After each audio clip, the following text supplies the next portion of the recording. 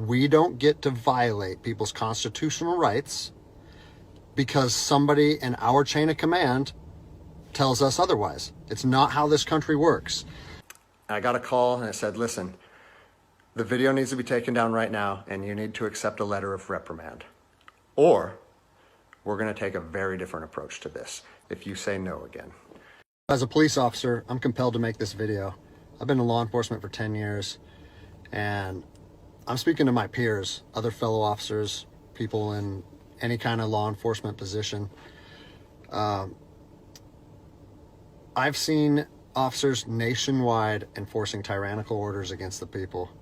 And I'm hoping it's the minority of officers, but I'm not sure anymore, because every time I turn on the television, every time I look to the internet, I'm seeing people arrested or cited for going to church, for traveling on the roadways, for going surfing, opening their businesses, going to the park with their families, or doing nails out of their own house, using their own house as a place of business, and having undercover agents go there and arrest them and charge them with what? With a crime?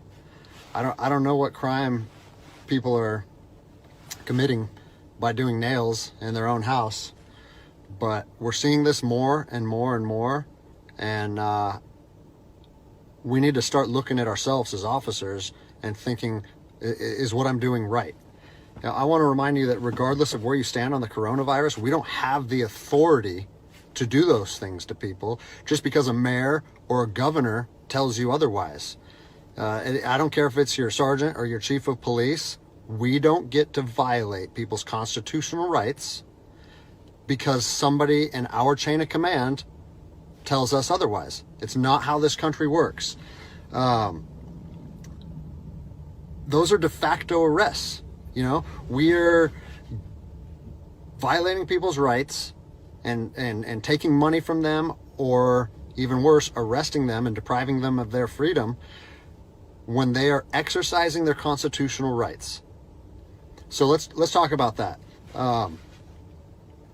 Let's read something right here off of the Declaration of Independence. All men are created equal. Among these, we have the right to life, liberty, and the pursuit of happiness.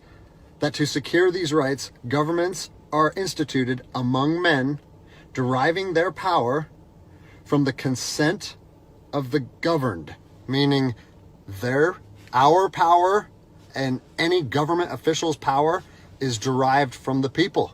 Okay? We don't hold power over our citizens. It's contradictory to everything that our country stands for. And this is what I'm seeing. First Amendment rights, telling people they can't go to church, freedom of religion. Okay? Telling people they can't protest, freedom of assembly. Fourth Amendment violations, illegal traffic stops to check for papers. What are you, the Gestapo? Is this 1930s Nazi Germany? You don't get to stop people unless you have reasonable suspicion or probable cause that they have committed a crime. And I know people that have personally been stopped saying, we want to see papers showing that you're essential. David 2, copy a phone call. That is not how our job works, okay? What really has been pissing me off lately is the fact that these officers that are going out here and enforcing these tyrannical orders, what they're doing is they're making my job and my safety, or they're putting my job and my safety at risk. Because what you're doing is you're widening the gap between public trust and law enforcement officers. And what that's going to do is it's going to, I mean, look at what's happened to law enforcement in the last 10 years. Less and less public trust, and more often than not, that is a result of isolated incidents that get blown out of proportion. Well, they're not isolated anymore. They're happening every single day. And the thing that I want you guys to realize is that our power that we hold as law enforcement officers is nothing more than a facade. It's a badge and a gun.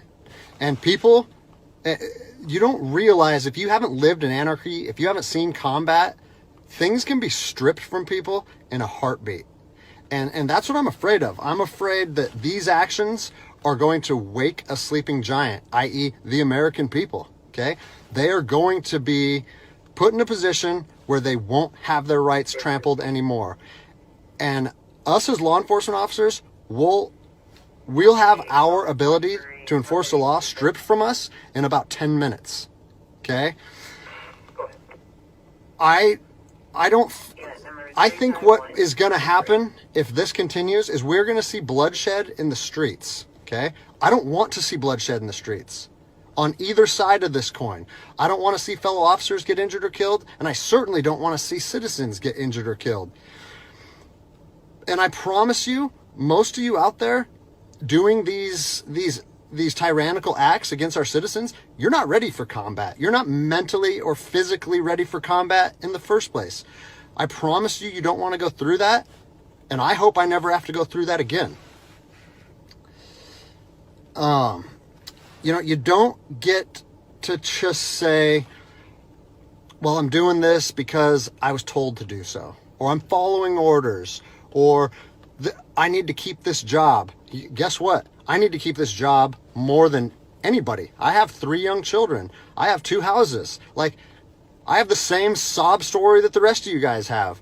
But my personal choices and my living arrangements, no matter what they are, don't allow me to trample on people's rights.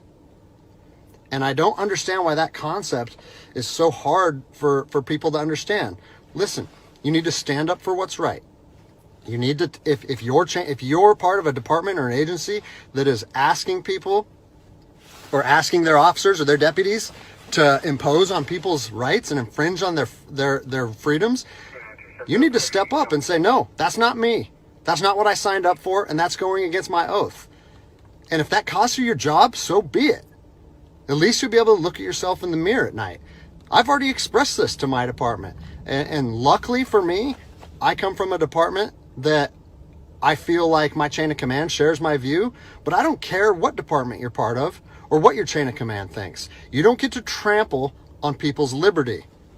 And so, as a special operations veteran, I've fought on the streets of Iraq under the U.S. government's guise of freedom. And I'm telling you what, the American people are going to you are going to wake a sleeping giant, and they are going to fight 10 times harder for their freedom on their soil than anything you've ever seen before. And if that's something you're willing to face, then keep trampling on people's rights. But I promise you, the American spirit of defiance is going to rise again, and it's going to be a big problem for our country. So I'll leave you with this, something that I learned as an E-nothing in the Army.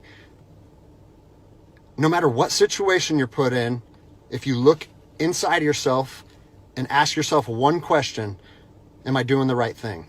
You ask yourself that, you know the answer. And no amount of money or no order or law or anything should be able to make you go against doing the right thing. So I'm imploring officers to look inside themselves and ask themselves, is this what I want to be doing to my citizens? And I think the answer is clear. And if we all stand up together, guess what?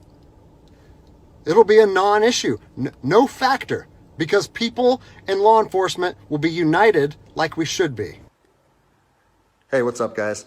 So I just kind of wanted to take a couple minutes, get everybody caught up to speed on what's going on in my life. I've been getting a lot of questions, and figured I'd just make a second video and answer some of the things that I've been receiving.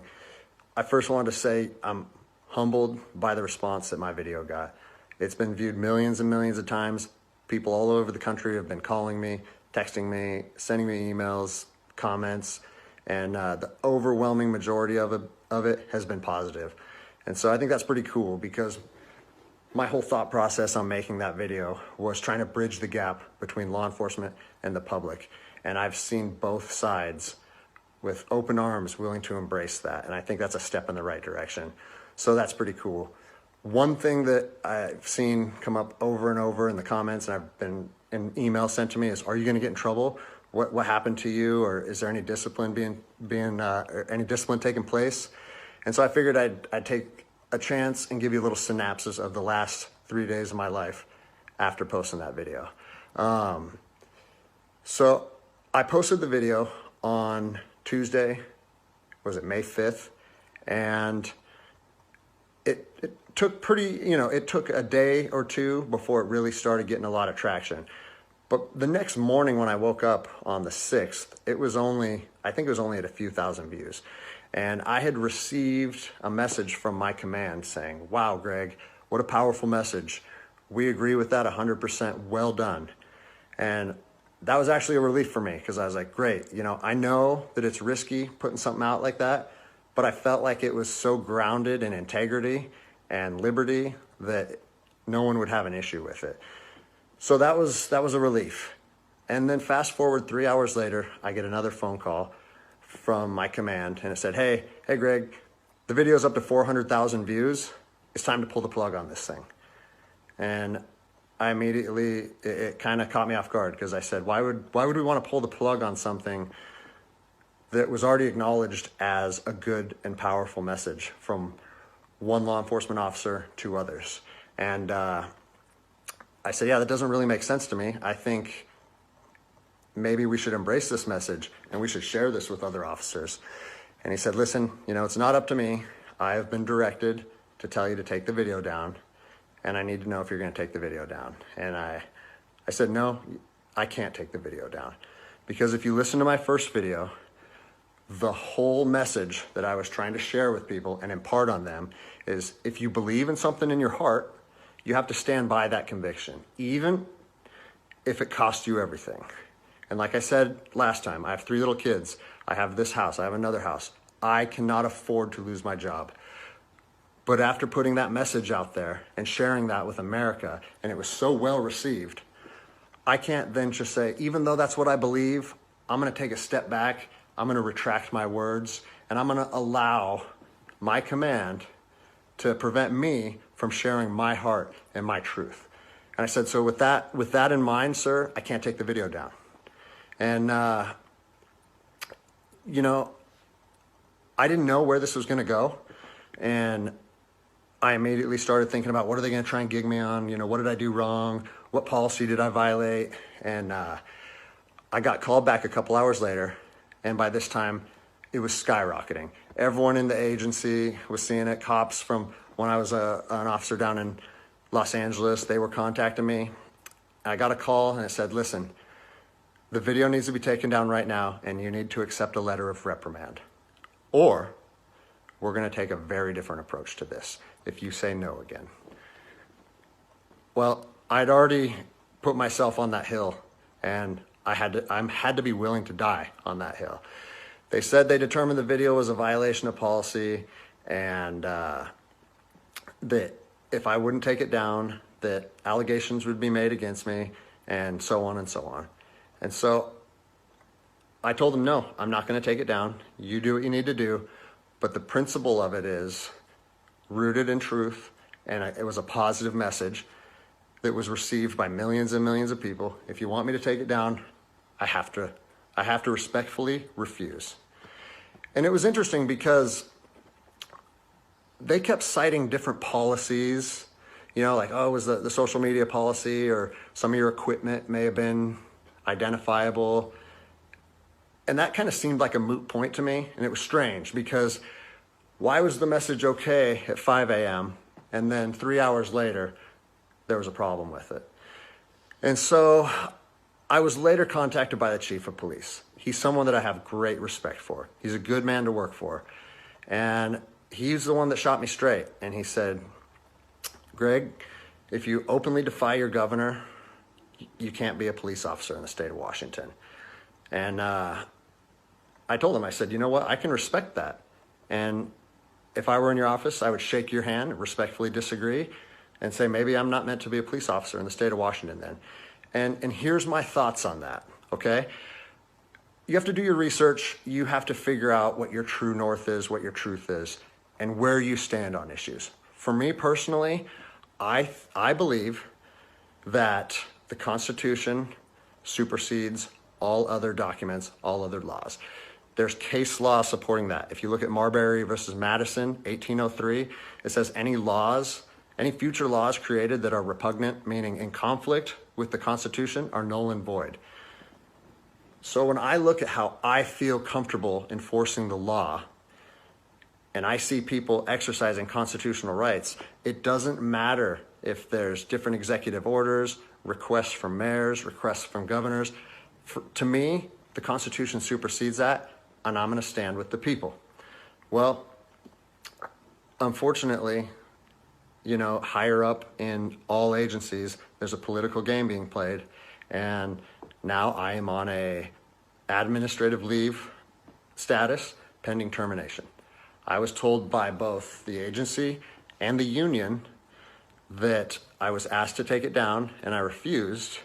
So that's refusing a direct order. It's an insubordination charge, and it will result in me ultimately being let go from the agency. And I said, you know what? If that's what you guys have to do, if that video is so bad that you want to take my career from me and you want to leave my, potentially take my ability away to provide for my family because of that video, do it. Because I'm going to stand by my convictions, just like I said in my last video. So yeah, it's weird, how fast your life can change in a week. It's something that I never thought would happen. I never thought that I would make a video that would resonate with millions of people. But my head is held high. I'm not intimidated or upset by how this played out. Like I said in my last video, man, I fought in the streets of Ramadi during 04 and 05. I came to terms long ago that my convictions and my beliefs may cost me everything up into my life. And even though it's 15 years later and I'm a police officer in Seattle, Washington, that truth still remains for me. So I don't have an option to back down or feel sorry for myself or give in and say, you know what, I got kids and I think I'm just going to take the letter. No, if they want to do me like this for standing up for liberty, they can do that. I'll leave you guys with this. It's on to the new adventure for me. I've been doing different things my whole life, and I'm actually excited, to tell you the truth. If you know of anyone accepting resumes, hit me up, because I might need it in the near future. But, I've always wanted to circumnavigate the globe on a sailboat, so maybe it's time to chase that dream. Anyways, I appreciate all the support, guys. Take care.